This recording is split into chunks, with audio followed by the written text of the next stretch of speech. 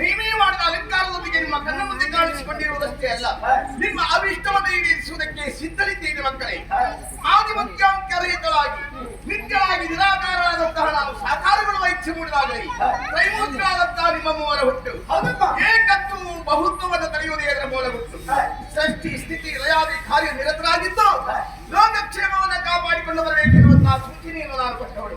ನನ್ನ ಸೂಚನೆಯನ್ನು ಆಜ್ಞೆ ಎಂದು ಪಾಲಿಸುವ ಹೊತ್ತಿಗೆ ದುಷ್ಟ ಶಕ್ತಿಗಳಿಂದ ಕಷ್ಟವಂತದ್ದಾದರೆ ಆದಿಶಕ್ತಿಯಾದಂತಹ ನನ್ನನ್ನು ಸ್ಮರಿಸಿರಿ, ನಿಮ್ಮ ಕಷ್ಟ ಪರಿಹರಿಸುತ್ತೇನೆ ಎನ್ನುವಂತಹ ಅಭಯವಾಕ್ಯವನ್ನು ಉಚ್ಚರಿಸಿದವರು.